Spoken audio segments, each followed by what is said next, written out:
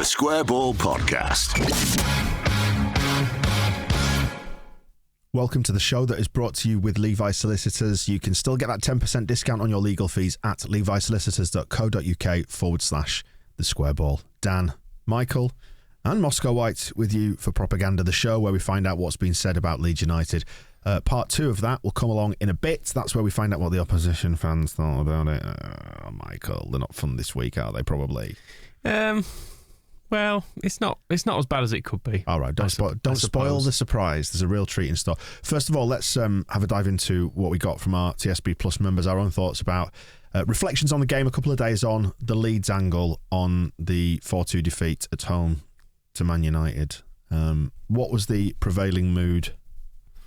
Weird. I don't think people quite knew what to think, because people had a nice time and a terrible time, all wrapped up in a single day, and it caused some weird... You went to the theme park, you went on the roller coaster, it was fun, but then you were sick on the candy floss. Is that kind of the vibe? Yeah, that sort of thing. Clarky Boy 72 says, just another totally absorbing game of football. I can't be mad at this team. And likens it to your dog rolling around in shit. And then you're having to clean it up, but you're like, well, but we did have a nice time at the park. But it's, there's that kind of a vibe running through it. I think one of the things that I don't think we really went to town on the match ball, which I did pick up on and having watched it back, which something Jimmy Walker pointed out, was just how bad the defending was for basically all of them. Yes. Like we watch them all back and you're like, oh God. It's funny, I can't... How's that failed so badly? I can't normally indulge in the highlights of a game after we've lost, particularly one that stings like that. But I did watch this one back, yeah. And that also jumps out at me. That's my searing analysis of this game. We were bad in defence. Yeah. I mean, a few people picking up on the fact that Strauch was outside the box trying to mark McTominay as they scored from a corner. I mean, I was busy watching.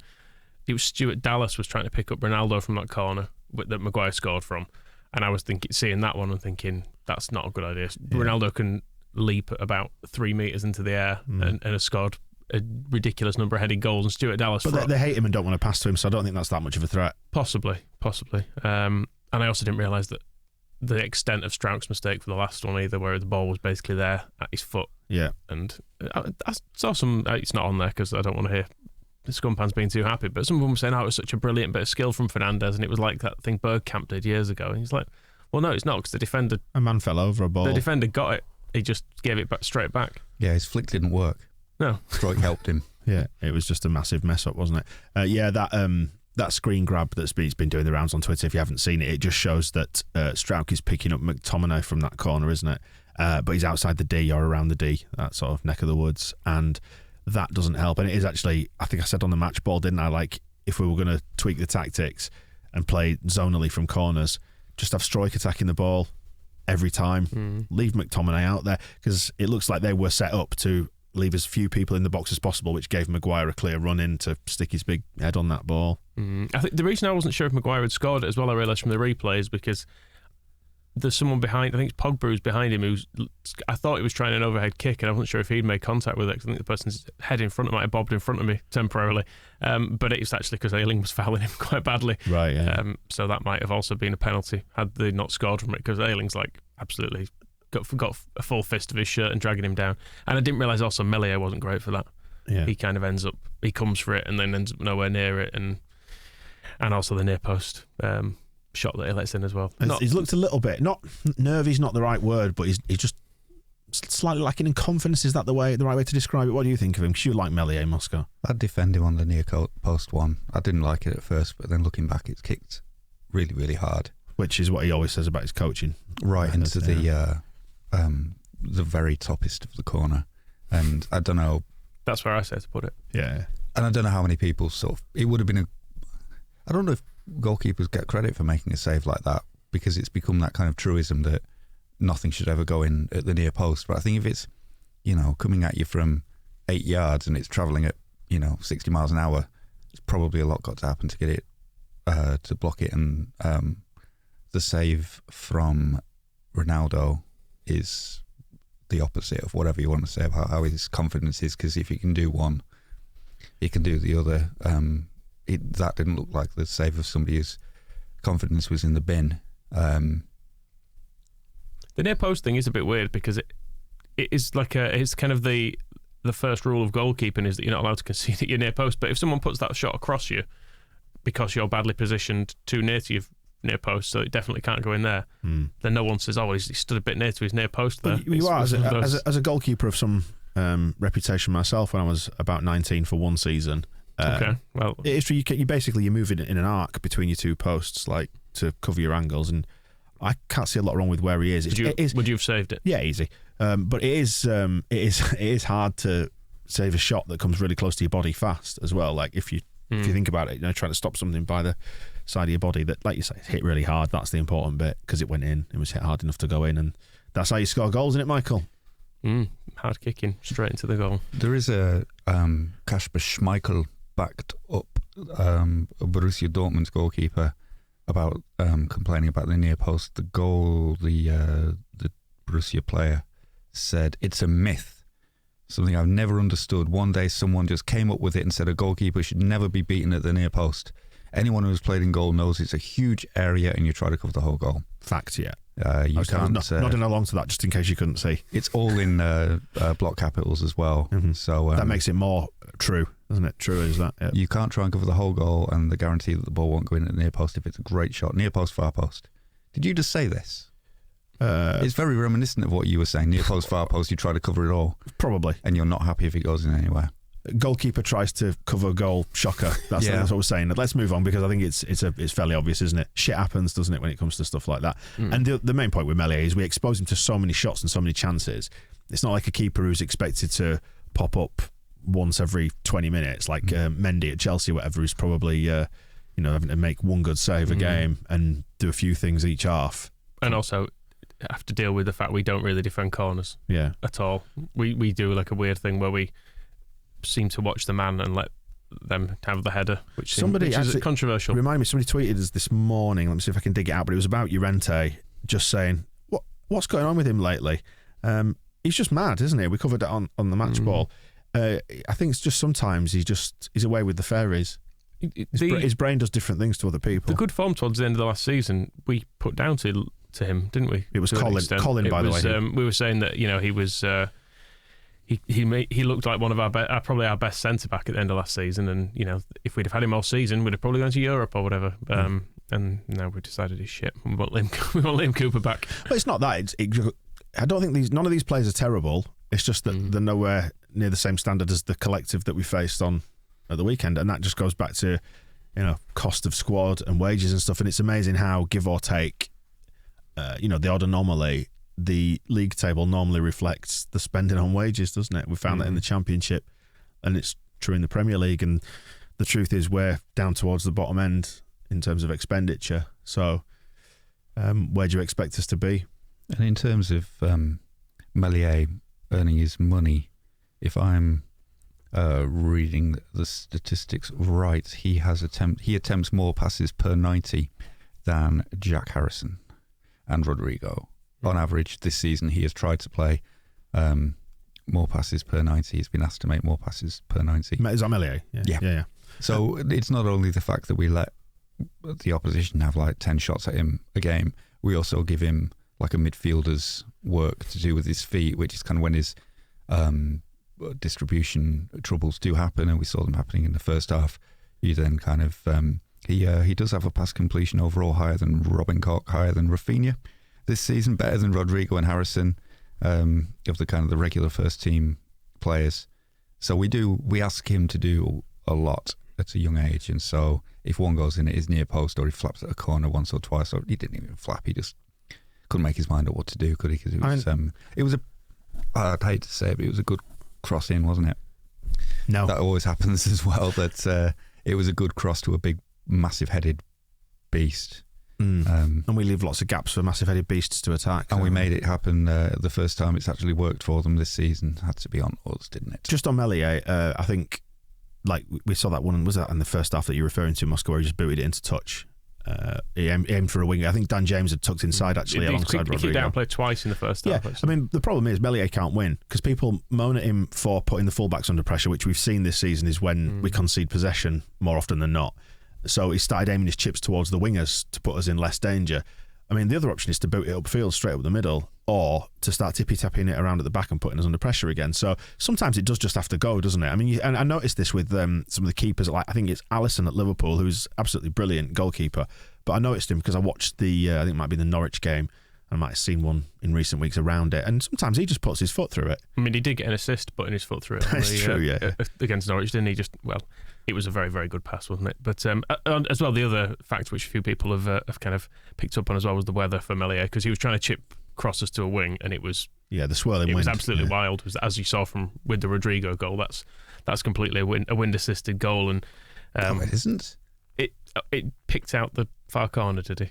No, he mishit it. I didn't think it was the wind. I don't know. I thought it was just a mishit.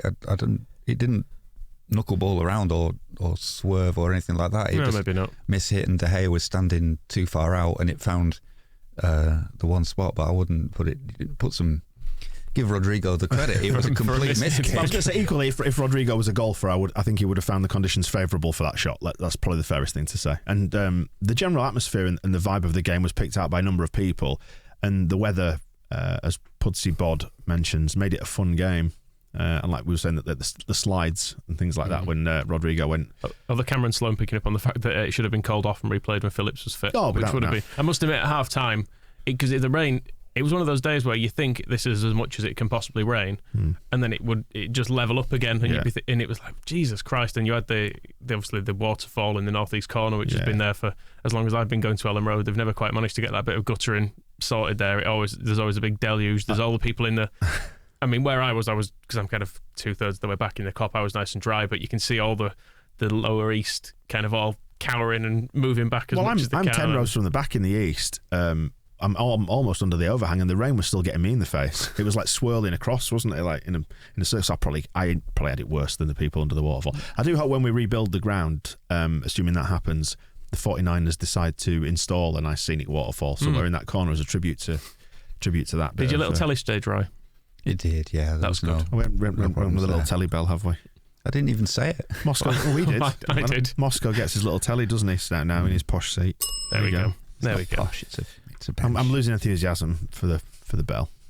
Fair enough, because it's a poor season. But yes, this is the reason why we got back into the Premier League, etc. On Phillips, actually, Paul Chambers picks out that we are really, really missing him, and that's what Bielsa said in the post-match, which hadn't happened, or it was happening while we were recording the match ball. How crucial to the team the defensive midfield role is, and ball recoveries in the midfield the big problem, he's saying. Well, their second goal, when it's Lindelof just strolls through, you kind of think Phillips might have sorted that out, because he just walks through the midfield as midfield markers just go with their men, and it all seems to go wrong. Phillips is he's got a real good instinct for knowing when to. He's very disciplined, isn't he? His position for knowing when to cut out danger, and he seems to have just a really good nose for it. He's like, no, I think this needs stopping. It's his natural position, and he's good at it as well. Yeah. I think the first goal at Everton as well was crying out for him just to go out and sweep Seamus Coleman's legs away, just do something like that. Bielsa said more about it this morning because we're recording just after his pre-Liverpool press conference. He said he wanted to explain it's not only Phillips, but we weren't able to count on Phillips, Koch or Pascal, who are the three players who take on that role of defensive mid to solidify the midfield. You don't resolve that with bringing signings in, because if not, we would have 4 players for that position. Imagine being able to count on Phillips, Koch and Pascal for that position. It's a privilege for a team to count on those options. But at the same time, occasionally you get situations like this. And strangely, the 4th player in contention is the best player in the second half in Forshaw. I mean, I would say the midfielder is the one who seems to do the best job there, which I'm not sure is a massive shock rather than a converted centre-back. But Koch started well. He did all right, didn't he? We'll come on to... we'll deal with McTominay and the ref in Heroes and Villains as well, by the way. We're not skirting over that. It's just that's probably not worth talking about that all twice. Ooh, I got a little mark on my ankle. You deserved it. You absolutely deserved it. We've not seen an updated picture of what's happened to Koch's head, have we? Because that can't look nice. No. Poor bloody Koch. The chucking of stuff, I know we did mention it very, very briefly, didn't we? Because Bielsa had said that he didn't see things had been thrown. But as we're aware, a golf ball was in among the objects that made it from the south stand. Rodrigo brought that for his. He was testing the conditions, with his driver. Could it have landed from the top of Beeston Hill? I remember there was a thread on Wacko years ago about whether or not someone could hit a golf ball from the top of Beeston Hill into Ellen Road. Maybe someone tried it that day. But I mean, the conditions were very windy. Golf balls. Sure, it wasn't golf just balls. a big hailstorm. Possibly. Misidentified. And people will be annoyed at us now for making light of it because it's not helpful. The problem is, right, you can't tell Leeds fans what to do, right? It's not in our gift to tell people what to do. Just point out this isn't really helpful, is it? No. And particularly if you've got to the stage of taking a golf ball, I'm assuming you've not just come from the driving range or something. Don't you make assumptions about? But I don't think we're going to talk someone out of putting a golf ball in their pocket to go to the football. I think by the time you've done that, you've probably already made the decision. But what I will say is, eventually we're probably going to get in some fairly serious bother for this because it's multiple times this season now, isn't it? And I think we were saying, like, that dickhead from Brentford who was going and goading the crowd. We did say that, pose the question, what do you expect to happen when you stood in front of angry people, deliberately trying to make them more angry? Admittedly, you've got to rise above it, and it's part of the cut and thrust, isn't it, of football, is that, as we were saying, like, across the last couple of weeks, when it comes to singing songs about Tyrone Mings, he would have been well within his rights when we were calling him fucking shit if he'd scored a header to stand in front of our fans or whatever, and then you've given it back, because that's part of what it's about, isn't it? So that's one thing. The other thing is taunting with no provocation. There was a little bit of that with Maguire's goal. I think the ref actually did have words with him, didn't they, around some of the goals. But then at the other end, they just ran across and celebrated in front of their fans. And I don't ever want to defend Man United or their fans for that matter, because those bastards did throw a flare on. So let's get into the whataboutery as well. But it's like, how far are we going to push this? Surely there's a line at which somebody's got to say, we probably shouldn't do this. Yeah. Well, I mean, that's the original, is like, don't throw missiles at players trying to hit them and hurt them. Yeah. Like, that's a fairly basic thing. But the other side of it is, you've got 35,000 people there, and how many people did throw things? It sometimes gets painted, and particularly if you read what's his face in the Daily Mail's write-up of the game, he made it sound as if, it was 35,000 people all arrived with weapons and were fighting to get on the pitch and cause full-scale disorder. If you were getting full-scale disorder in football grounds, generally 35,000 people all deciding to riot, I think you'd notice it. What you get instead are these isolated incidents. You've got people dotted around, and the comparison between that and, say, an average nightclub being kicked out on a Friday or Saturday night, I'm not sure that one is televised, one isn't, and one also advertises itself as generating this atmosphere. You can't, I mean, Sky and the Premier League have it both ways on this, where they say, well, this is terrible that the things are being thrown on the pitch, but isn't this atmosphere incredible, and isn't it great to be here, and it's a throwback to the good old days of football before we packaged all that stuff up and realised that you can sell it to a different audience. The two things go together, and I think you can't sort of condemn one while celebrating the other. Don't throw things, that's absolutely basic, but also don't pretend that football grounds are full of thousands upon thousands of people thirsting for riot, when you talk about the provocation of opposition players and the provocation of the entire event on Sunday, and really nothing actually happened. You've got 35,000 people in one place, everybody being wound up to the absolute maximum. You talk about the release of stress and everybody's excitement and fervour and anger and frustration and joy and all that, and the results are, you're talking about a handful of stuff gets thrown, and it's actually an incredible amount of self-control when you are deliberately, as part of the joy of football, sort of trying to generate this atmosphere in the crowds so that everyone can say, isn't this the best league in the world? And everybody actually then just goes home. It's not a clip I've included, but listening to people at Stretford Paddock talk about the atmosphere, and they were in relation to the smoke bomb that came on from the Man United fans, saying how that person will probably get a ban, and everyone says how terrible it is. It says, but then all newspapers and TV also then will use it in futures to sell the league as being, look how great, look how exciting and wild all this is. Isn't this all a brilliant part of the match day atmosphere? It's like you kind of don't get you don't get one without the other. And it was Barney Ronay in The Guardian was saying it as well, saying how the game featured a lot of the things that kind of everyone bemoans in the English game, and obviously these are things you don't want to see. Is like, but everyone who was there kind of leans into the atmosphere, and I think he described it as exhilarating, because he said it, and it was, you picked up on like there is an excitement in like an air of violence. There's no two ways around it. It kind of gets the blood pumping in a way that it's a fight or flight thing, isn't it? It does. It kind of gets you going in a way that, and I say this as someone who has never had a fight in my life because I'm soft, but just being in the sort of presence of some madness going on is exciting. But it's also imaginary, because there weren't fist fights in the ground. The concourses aren't filled with people having running battles. There was apparently a lot of people broke into the stick and twist on. Well, it's not even there anymore. Whatever the new Wetherspoons is on behind the Merrion Centre. That's one side of it. But in the actual ground, there are more fights outside nightclubs on a Friday than at a Premier League football ground on a Saturday or a Sunday when Leeds are playing Scum. So you are swept up by this atmosphere of violence, but there isn't any.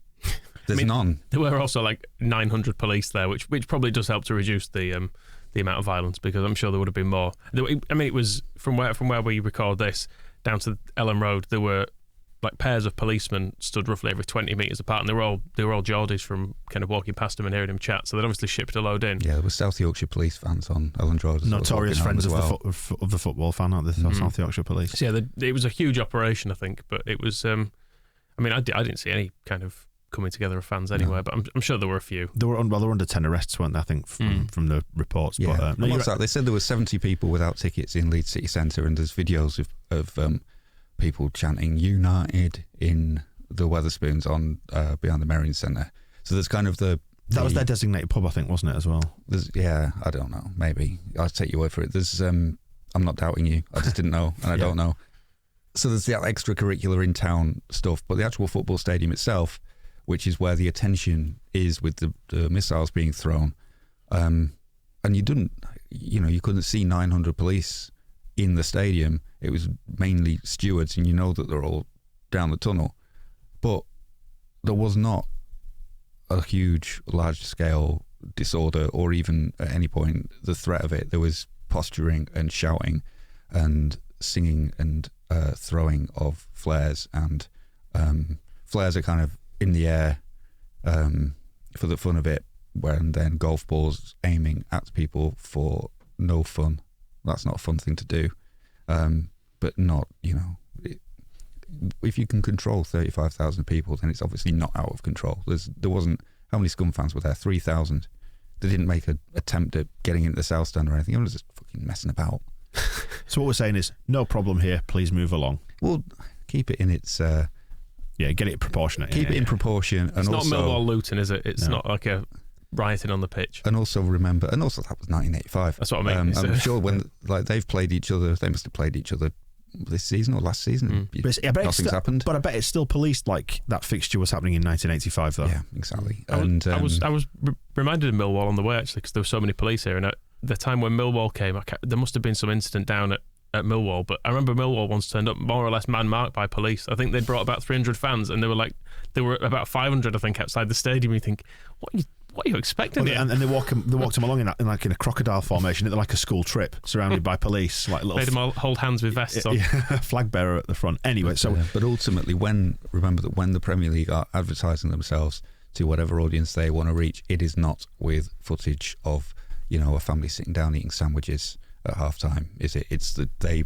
put their cameras on the stuff that goes on at games like you got at Ellen Road, and that's what they then edit into all their adverts, because that's what they is most useful for them to sell. But also, don't do that. But we'll wrap up part one there, because we've got quite a few names on the list to get through for various transgressions. Like, I'm sure we will lane to Fernandez in due course. When we'll do heroes and villains over on part 3 of the main weekly show. Anything to add then about the general sense of this one? Like you said, it's a really weird mixed bag, isn't it? Just to go back to where we started on this, in that 24 seconds for the 2 goals, I'll remember that for years to come. And assuming we do stay up this season, I think that's the sort of moment I'll remember Bielsa by. in 5 years' time or whatever. I certainly feel, which is weird considering we've lost to Man United, which is, let's be honest, the game I least want to lose in a season, Man United at home.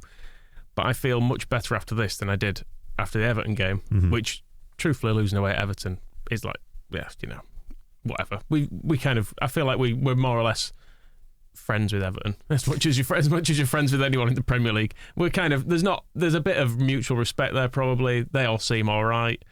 They're another club that kind of underachieve year after year in the same way as we seem to do. So yeah, there's not any real rivalry there other than the Lampard thing. But I felt gutted after that because I was just like, well, because what happens next? Well, that's about expectation, and the game felt truly important. Whereas everybody went into the one on Sunday thinking, well, we probably won't win. We didn't win, so it's no net loss, is it? Yeah, it's really difficult to actually think of a way of beating Scum and Liverpool and City, because there's obviously this inspired, especially with the set piece stuff, lots of criticism of kind of Bielsa's tactics and should we be playing man to man against a team as good as this? But then, what is the plan that works? Obviously, man to man gives you a slim chance of beating those teams, but I cannot think of another plan that gives you better than a slim chance of beating teams at this level. Burnley, we know they just turn up at Man City every year, take their 4-0 beating and go home again, and they're probably the other example.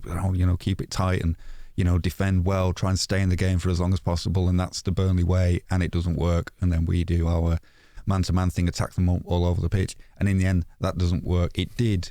If we didn't, the foreshore on Fernandes, leaving him crying, and then the quick cross to Rafinha, that goal doesn't get scored if Adam Forshaw is sitting in front of the back four, trying to defend and keep everything tight, and we're going to go for a 0-0. It's absolutely tied to our identity with Marcelo Bielsa, is that we score goals like that even when we're behind in the game, we have that potential to steal the ball. Even the one we ended up losing the third goal to, where it's Dan James chases Aaron Wan-Bissaka into the middle of the pitch, has a go at him, Forshaw comes, finishes him off, Firpo goes flying into a tackle, and then we're off, and it's Firpo and it's Joffy.